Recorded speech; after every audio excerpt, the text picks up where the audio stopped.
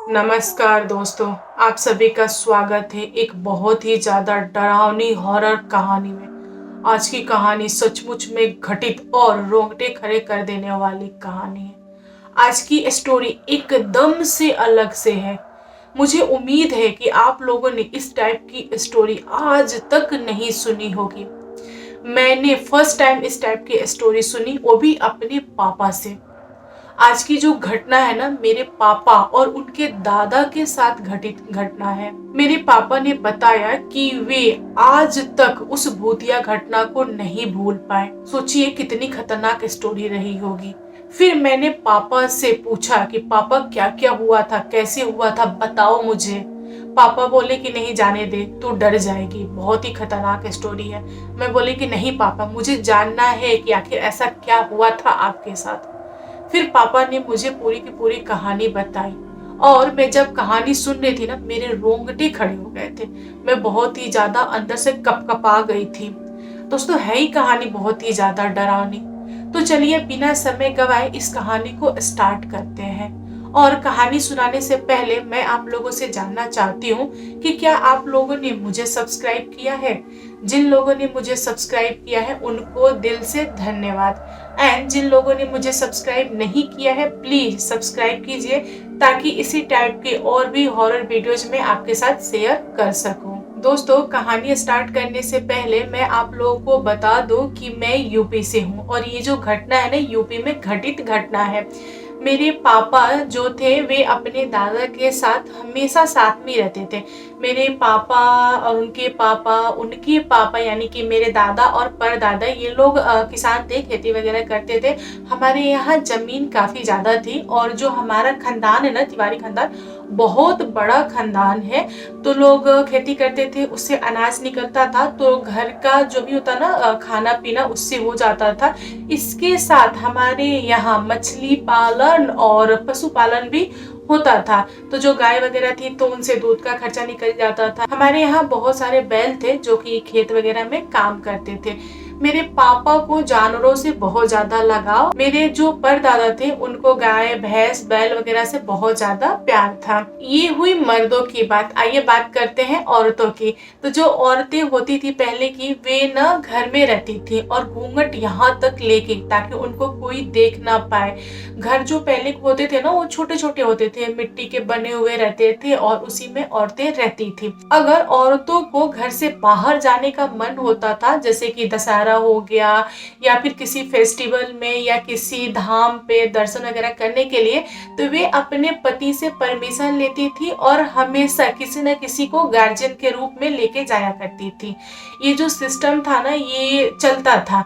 पहले के समय में रोशनी नहीं थी, इसलिए घर की औरतें अकेले निकलने में भी डरती थी और कोई साधन नहीं था, जैसे कि गाड़ी हो गया, बस हो गया, ऑटो हो गया, ये सब कुछ भी नहीं था। पहले के समय में ना टायर और बैल चलते थे।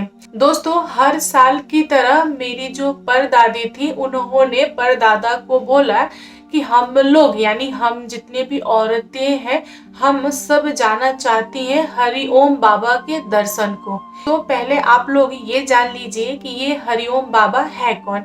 मैरवा में एक स्थान है जहाँ पे लोग जाके पूजा पाठ वगैरह करते हैं और अपनी मन्नतें मांगते हैं।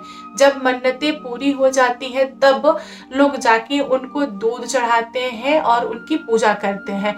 तो गांव की जितनी भी औरतें थी और जो मेरी दादी थी, वे हर साल हरिओम बाबा यानी मैरवा जाती थी पूजा करने के लिए। फिर मेरी परदादी ने परदादा को बोला कि सुनिए जी, मेरा मन हो रहा है बाबा के दर्शन को, चलिए मुझे दर्शन करा दीजिए। तो फिर बाबा बोले कि अभी तो संभव नहीं है क्योंकि खेती वगैरह का सीजन है, एक काम करो तुम बाद में जाना।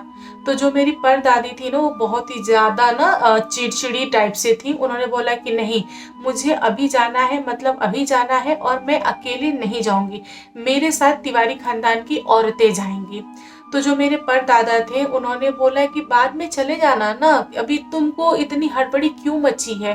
तुम क्या चाहती हो कि जो मेरे बैल है वे खेत में काम ना करें, तुमको लेके जाए हरिओम बाबा के पास, तो हम लोग का अनाज वगैरह कैसे उगेगा। सीजन है खेती का, तो तुम बात मानो। मतलब जो मेरे परदादा थे ना, वो बहुत ही प्यार से अपनी वाइफ को समझा रहे थे।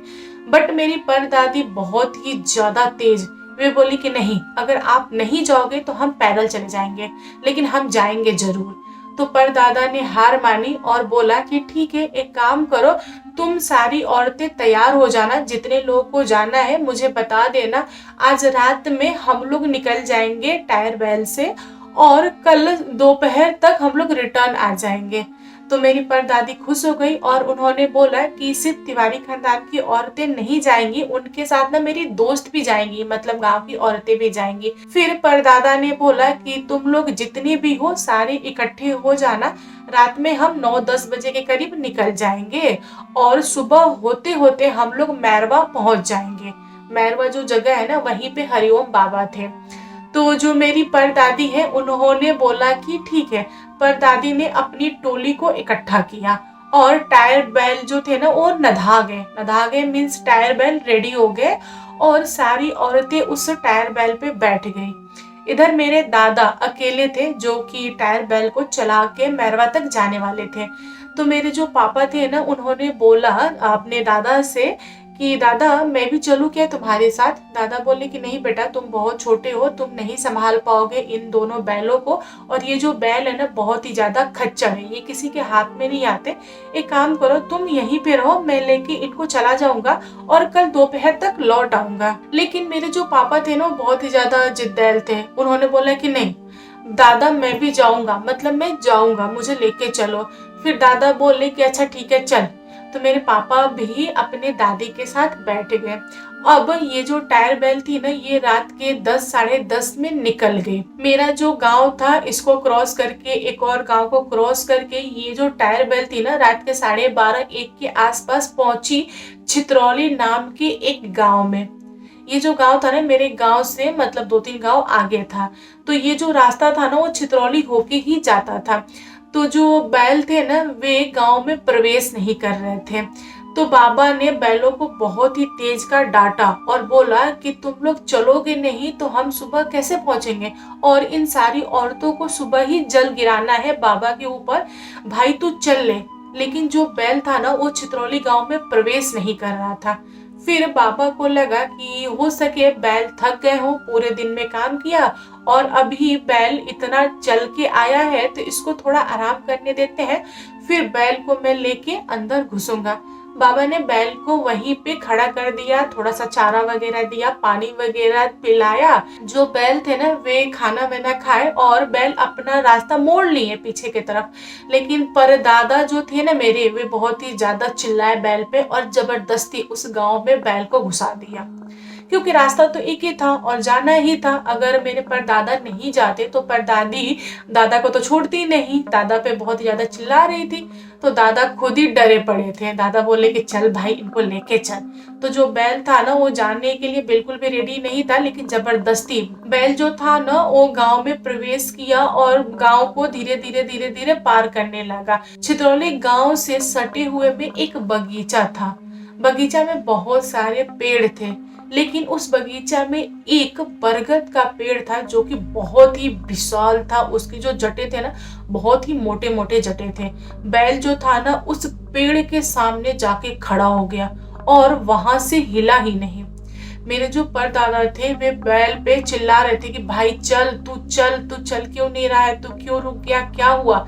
लेकिन जो बैल थे ना वे ऐसे ऐसे सर हिला रहे थे कि मैं इसके आगे नहीं जाऊंगा। दादा टायर बैल से उतरे, बैलों को सहलाया, प्यार किया, उनके पैर दबाए और उसके बाद फिर टायर बैल पे चढ़े और बैलों को बोले कि भाई तू चल।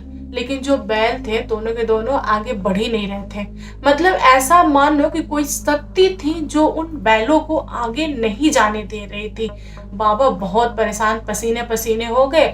फिर बाबा को समझ आया, थोड़ी देर से समझ आया कि कोई चीज है जो इन बैलों को आगे नहीं जाने दे रही है। मेरे जो परदादा थे ना वे चिल्ला रहे थे और वे बोल रहे थे कि मैं भी देखता हूँ कि तू कौन है, कैसे रोक लेता है मेरे बैलों को।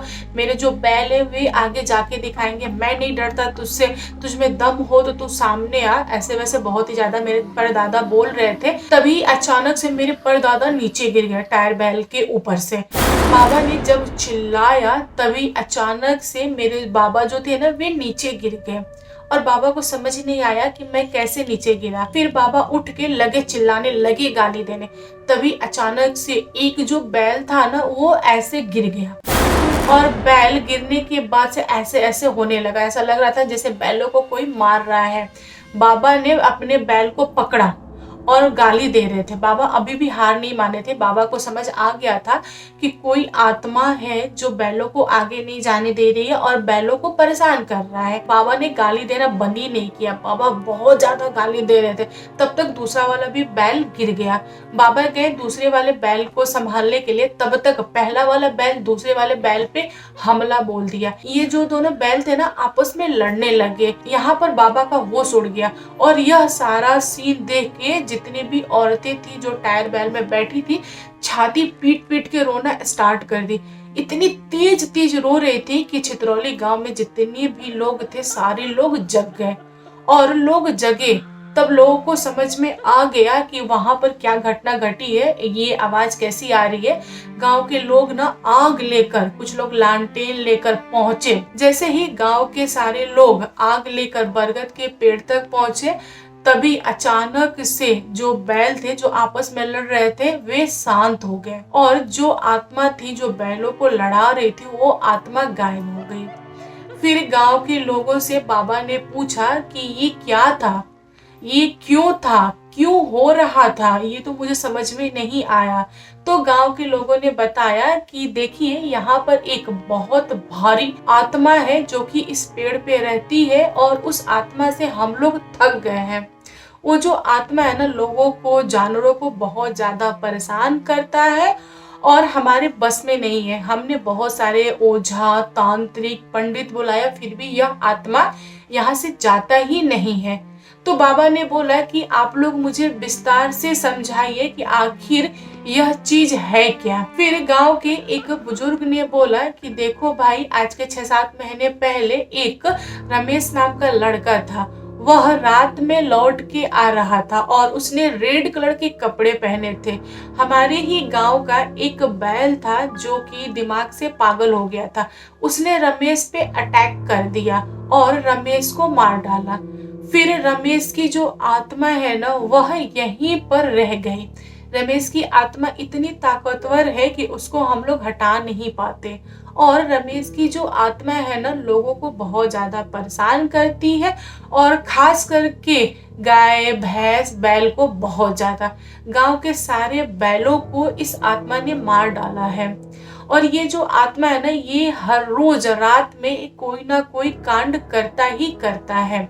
दिन में ये आत्मा हमें नजर नहीं आती। ये जो आत्मा है ना रात के 11, साढ़े 11 से लेके सुबह के 4-5 बजे तक आतंक मचा के रखी है। हम लोग अपने जानवरों के पास आग जला के रखते हैं कि ताकि यह अटैक ना कर दे।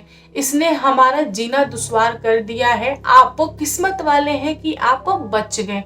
यहाँ पर बाबा के रोंगटे खड़े हो गए और मेरे जो पापा थे ना उनकी धकधकी बढ़ गई थी। फिर पापा ने क्या किया कि दादी के आंचल में जाके छुप गए, क्योंकि पापा की एज बहुत ही ज्यादा कम थी। फिर पर दादा ने डिसाइड किया कि हमारा जो बैल है ना वो यहीं पे रहेगा, मतलब इसी गांव में रहेगा। सुबह होगा तब हम लोग इस गांव को छोड़ के जाएंगे, अभी हम लोग इस गांव को पार नहीं करेंगे।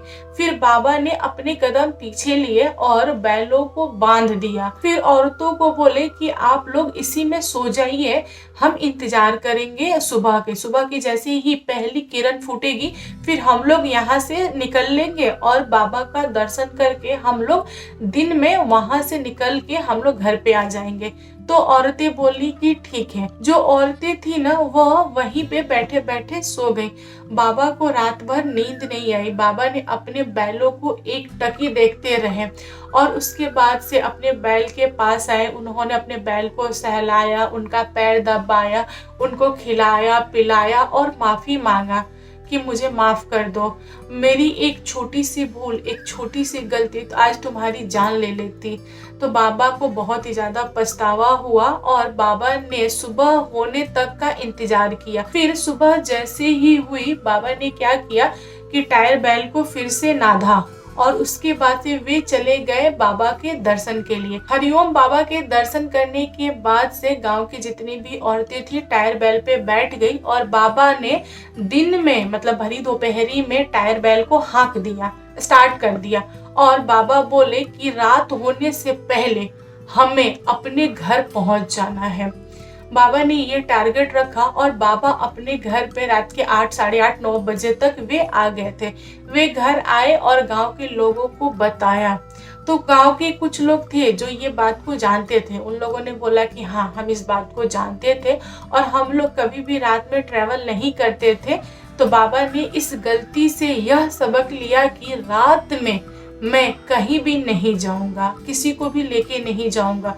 उस दिन उस टायर बैल में औरतें बहुत ज्यादा थी। अगर वे औरतें नहीं चिल्लाती, नहीं रोती, तो आप लोग सोच सकते हो कि क्या होता। उस दिन दोनों बैल तो जाते ही, साथ में मेरे पापा पे, मेरे परदादा पे बात बन आती।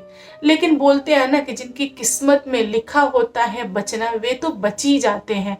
लेकिन ये जो आत्माएं होती हैं हमें कितना परेशान करती हैं, हमारे शरीर को निचोड़ के रख देती हैं, पूरा ब्लड पी जाती हैं।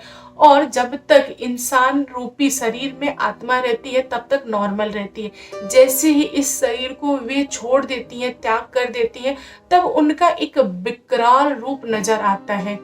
एक बैल ने एक इंसान को मारा, उसके चक्कर में उस इंसान ने कितने बैलों को मारा होगा, कितने जानवरों को मारा होगा, कितने इंसानों को मारा होगा, जिसकी कोई लिमिट नहीं थी। और इतने जानवर, इंसान सबको मारने के बाद से वह आत्मा इतनी ताकतवर हो गई थी कि किसी के हाथ नहीं आती थी। ये जो घटना थी ना, गांव गांव में फैल गया और छितरौली के गांव में कोई भी रात में प्रवेश नहीं करता था। छितरौली गांव के 2-4 लोग थे जो पूरी रात जगते थे और जो सड़क थी ना वहीं पे जगते थे कि ताकि कोई भी गांव के अंदर प्रवेश ना करे। उसको ये लोग सतर्क कर सके, बता सके कि भाई तू अंदर मत जा, अंदर बहुत ज्यादा प्रॉब्लम है। दोस्तों, आज की जो घटना है ना, सच में रोंगटे खड़े कर देने वाली घटना है। इस तरह की घटना मैंने पहली बार सुनी है और पापा ने तो यह अपने सामने देखा हुआ है। पापा की एज बहुत ही कम थी ना, इसलिए उनके दिल में ये चीज बैठ गई। तो दोस्तों, आप लोग बताओ आपको कैसी लगी आज की कहानी। कहानी पसंद आए तो प्लीज लाइक एंड शेयर कीजिएगा और मेरे चैनल पे न्यू आए हो तो चैनल को सब्सक्राइब करना। Thank you, bye bye.